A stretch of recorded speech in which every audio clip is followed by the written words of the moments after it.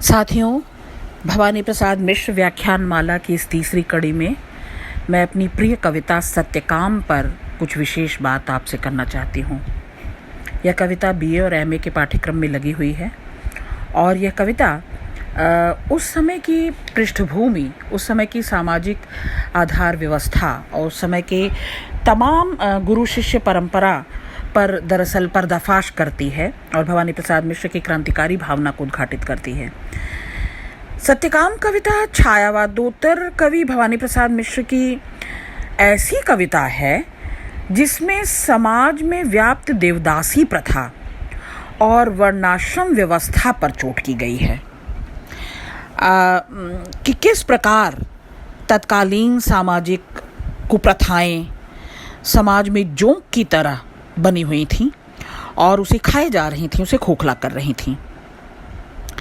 साथियों, सत्यकाम जो है वो जबाला का पुत्र है जो विद्या प्राप्ति के लिए, विद्यार्जन के लिए गुरुकुल जाना चाहता है। तत्कालीन सामाजिक कुप्रथाओं के अनुसार तो केवल ब्राह्मण ही गुरुकुल में शिक्षा प्राप्त करने के अधिकारी थे। तो क्योंकि जाति पर आधारित थी शिक्षा व्यवस्था, तो ऐसे में सत्यकाम गुरुकुल में प्रवेश कैसे पाएं, अपनी माता से अपने पिता का नाम, अपने वंश का नाम, कुल, जाति, गोत्र आदि जानने के लिए जाते हैं कि वह यह सब कुछ क्योंकि मापदंडों के अनुसार है और इस सब की बाकायदा प्राथमिकता है, तो जिसकी वजह से सत्यकाम अपनी माता से जानना चाहते हैं इन सब के बारे में। तो सत्यकाम अपनी माता जबाला, जो कि एक दासी हैं, देवदासी, उनका और उनके यौवन काल में अनेक पुरुषों से रहे संबंधों का बड़े संकोच, बड़े झिझक के साथ माता से ऐसे कुछ वैयक्तिक सवाल करते हैं और अतः उत्तर देने में माता स्वयं को असमर्थ पाती हैं। फिर भी यथासंभव प्रयास करती हैं और सत्यकाम की जिज्ञासा को शांत करती हैं। माता के चरण में ईश्वर के चरणों के समान झुककर, श्रद्धावनत होकर सत्यकाम अपने माता के पास पहुंचते हैं। क्योंकि माता को माता नहीं होती, उसकी कोई जात नहीं होती, सामाजिक स्थितियां माता के ओहदे को, पद को, प्रतिष्ठा को धूमिल नहीं कर सकती। जबाला, जो कि ज्वाला है, उसके पुत्र ने, अपने सत्यकाम ने माता के चरणों में झुककर बड़े विनीत भाव से प्रश्न किया कि हे माते, मुझे बताइए कि मेरे पिता कौन हैं। मैंने अब तक आपसे यह कभी नहीं पूछा क्योंकि मुझे इसकी ज़रूरत नहीं पड़ी। मुझे आप पर भरोसा था, आप पर विश्वास है। परंतु अब मैं जबकि गुरुकुल के अनुरूप शिक्षा ग्रहण करना चाहता हूँ, अतः मुझे बताइए कि मेरा कुल कौन सा है, मैं किस गोत्र से हूँ, मैं किस सामाजिक व्यवस्था और आधार के जात पात के अनुसार आता हूँ और कुल के अनुसार दी जाने वाली शिक्षा का अधिकारी हूँ। अब देखिए, भवानी प्रसाद मिश्र इस पर व्यंग करते हैं, उस समय की शिक्षा व्यवस्था पर व्यंग करते हैं कि व्यक्ति अपने कर्म से नहीं, अपने चरित्र से नहीं, प्रतिभा और कौशल से नहीं, बल्कि अपने जात, कुल, वंश और गोत्र से परिभाषित हो रहा है। तो सत्यकाम कहते हैं कि मैं शिक्षा प्राप्त करके उस ज्ञान को प्राप्त करना चाहता हूँ माता, जो अब तक माना या जाना या समझा न गया हो। जो न माना गया हो, मैं वह मानना जानना चाहता हूँ। जिसे कभी किसी ने सुना न हो, मैं सौभाग्यशाली होना चाहता हूँ, मैं वह सुनना चाहता हूँ। जो अज्ञात है, मैं उसे ज्ञात करना चाहता हूँ। और जिसमें समस्त पुण्य वास करते हैं, मैं भी माते उस पुण्य का अधिकारी होना चाहता हूँ, उस दिव्य ज्ञान को प्राप्त करना चाहता हूँ जिसको प्राप्त करने से तमाम पाप समूल नष्ट हो जाते हैं। तो जिसकी प्राप्ति से विशाल पत्थर भी खंड खंड हो जाता है, विभक्त हो जाता है। और इस प्रकार से मैं अपने अनेक पूर्व जन्मों के दुख को भी खंड खंड होता देखना चाहता हूँ। मुझे अपने वंश के अनुरूप गुरुकुल में प्रवेश पाना है माते। तो उस दिव्य ज्ञान को प्राप्ति करने के लिए ये तमाम औपचारिकताएं, यानी पिता का नाम, कुल, वंश, जाति, गोत्र का नाम जरूरी है। और फिर सत्यकाम अपनी माता से सविनय भाव से यह पूछते हैं कि माता, मुझे मेरे पिता के नाम से परिचित करवाएं। माता जबाला सत्यकाम के इस प्रश्न में मौन हो जाती हैं। उनकी चुप्पी में ही संपूर्ण जीवन काल की पूरी व्यथा कथा छिपी है। उनके मुख पर लज्जा की लाली है। उनका संपूर्ण अतीत कष्टमय अतीत, वह कष्ट, वह बेचैनी, वह पीड़ा उनके ऊपर बादल की तरह छा जाते हैं कि उनका पुत्र उनसे पिता का नाम पूछ रहा है, जो कि गौरवमयी नहीं है, अतीत गौरवमयी नहीं है, ग्लानि युक्त है।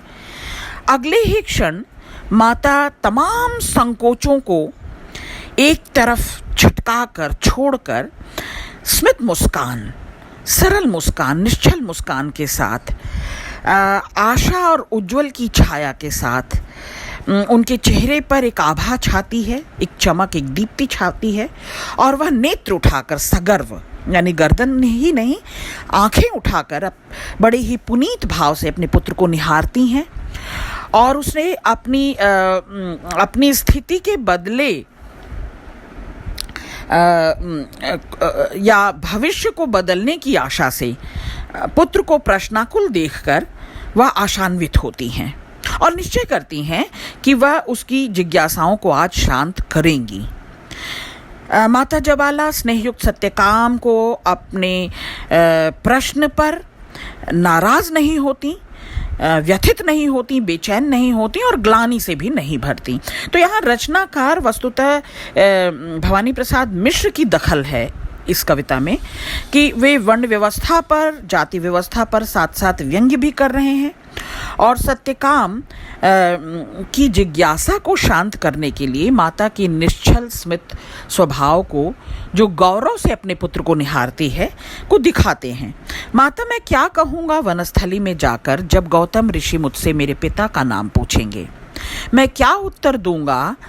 मैं व्याकुल हूँ और उतना ही व्याकुल हूँ माँ कि गुरु की कृपा से मैं समस्त पुण्य को प्राप्त करने का अधिकारी हूँ। तो माँ, मेरा परिचय मुझसे करवा और मेरे पिता का नाम मुझे बता। माँ कहती हैं, बड़े पुण्य से तुझे कमाया है। कमाया है, पुत्र को उन्होंने पाया नहीं है, कमाया है। और उसकी व्याकुलता को शांत करने के लिए माँ मुस्कुराती हैं और कहती हैं, तुझे मैंने अपने तमाम पुण्यों से प्राप्त किया है। तू मेरा पुण्य है, तू मेरा ब्रह्म ज्ञान का अधिकारी ज्वाला है। तू ज्वाला पुत्र है जिसमें तमाम, जैसे आग में तमाम कलुष कलमश जलकर समाप्त हो जाते हैं, तू ज्वाला पुत्र है। तो जाबाली है मेरा, ज्वाला पुत्र जाबाली है। अब तुलनात्मक भाव से वे कहती हैं कि जैसे नमक के खारेपन से सोना चमकता है, जैसे सोने में जड़ा हीरा चमकता है, कीमती हो जाता है, और जैसे चांदी में जड़ा शीशा चमकता है, वैसे ही मुझ अभागिन माता में तू सजा हुआ है, जड़ा हुआ है। और मैं गौरवशालिनी हूँ तुझे पाकर, क्योंकि तू गुरुकुल में प्रवेश पाने का अधिकारी है, क्योंकि तू शिक्षा प्राप्त करने का अधिकारी है।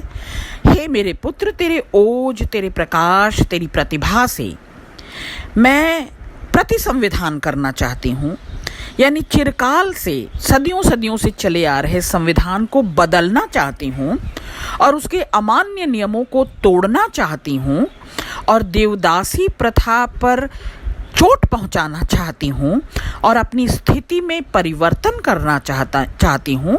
इसलिए इसी उम्मीद के साथ मैं तेरे तमाम सवालों का जवाब देती हूँ। अब आप देख रहे हैं कि भवानी प्रसाद मिश्र उस समय यह कविता लिख रहे हैं और एक देवदासी के मुंह से ऐसे क्रांतिकारी भाव शब्दों में पिरो रहे हैं, तो यह और क्या है, यह आज के समय उतनी ही प्रासंगिक है। अचानक बहुत सारा साहस बटोर कर, बल समेट कर, पूरी ऊर्जा से माता जवाब देती हैं। अपने अंश को उसके शर्मनाक अतीत के पर्दों से उभारना चाहती हैं, निकालना चाहती हैं। अपनी दुख भरी स्थितियों से अपने पुत्र को पूरे साहस से अवगत कराती हैं।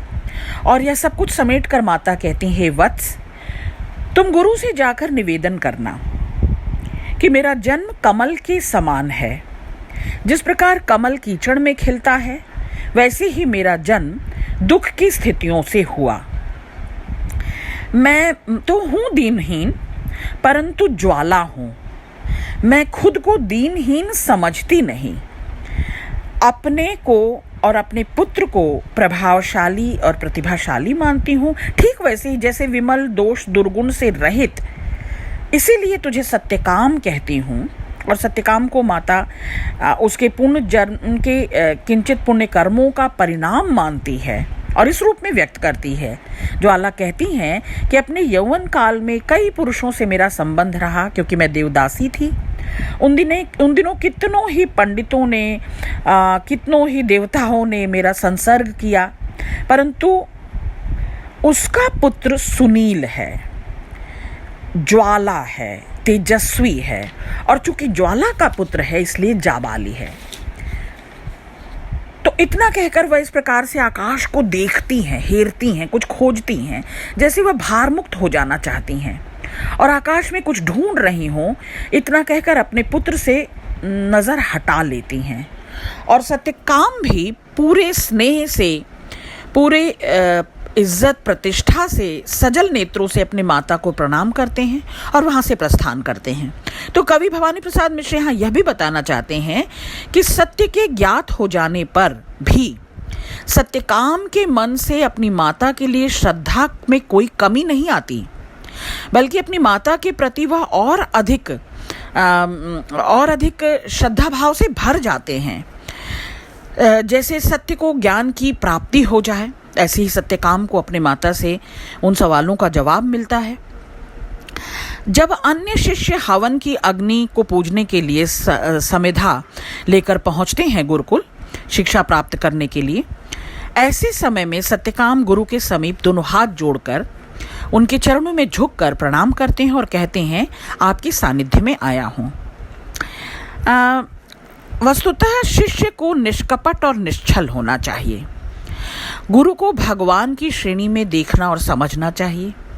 जैसे एक भक्त भगवान को अपना सर्वस्व समर्पित कर देता है पूर्ण सत्य भाव से, निश्चल भाव से, वैसे ही सत्यकाम शिष्यत्व में खरे उतरते हैं, अपना सर्वस्व गुरु को समर्पित कर देते हैं और कहते हैं, मैं आपके पास स्वयं समिधा बनकर आया हूँ।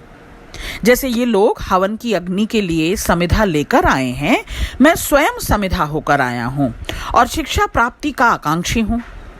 अब यहाँ भवानी प्रसाद मिश्र चाहते हैं कि सत्यकाम अपने उन्हीं भावों को बार बार दोहराए और जो माता ने जिस सवाल का जवाब दिया उसे गुरु के समक्ष निशंक भाव से और बड़े ही निश्चल भाव से और बड़े ही निर्भय भाव से कह दे।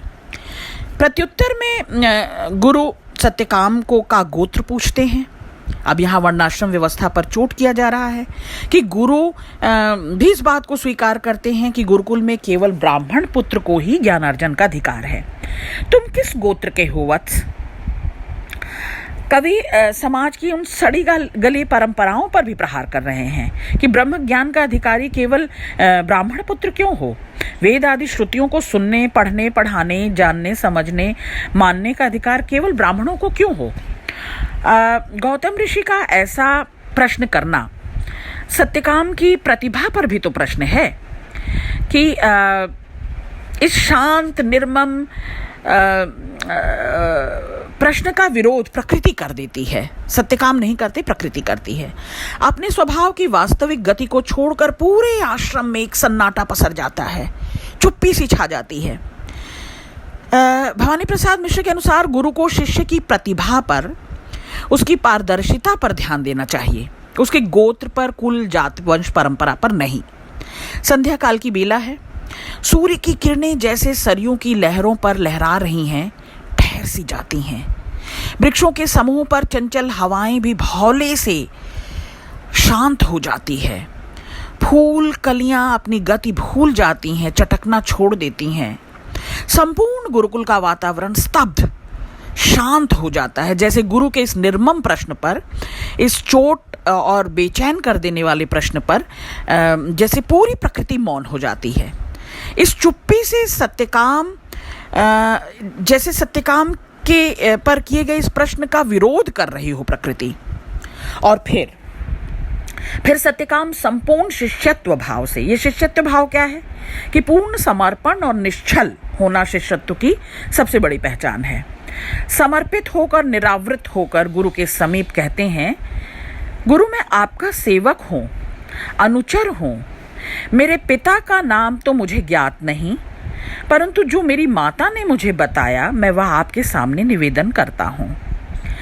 अपनी माता के वचन को दोहराता है सत्यकाम। यह सुनकर गुरु के हृदय में एक पीड़ा उमड़ती है। गुरु के अंतःचक्षु खुल जाते हैं। गुरु में भी उस माता के लिए ममता, श्रद्धा और सब कुछ न्यौछावर करने का भाव जग जाता है।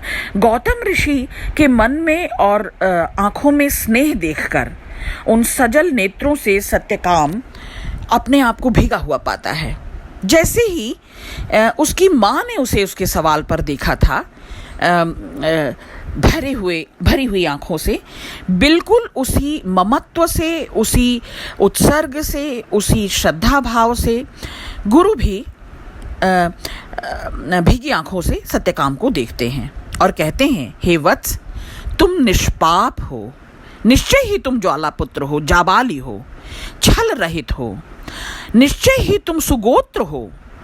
ब्राह्मण हो कि नहीं हो इससे कोई फर्क नहीं पड़ता, क्योंकि तुम्हारे कर्म, तुम्हारा व्यवहार, तुम्हारे शिष्यत्व में मुझे दिखाई देता है।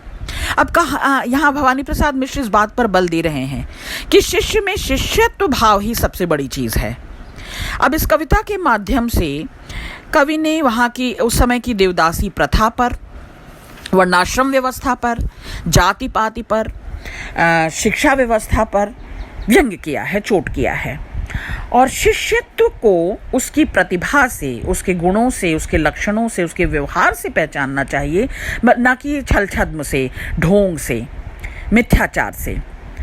वही शिष्य निष्पाप है जो पूर्ण समर्पण कर दे, उत्सर्ग कर दे, बिना किसी छुपाव दुराव के। वह सभी ज्ञान को पाने का अधिकारी है।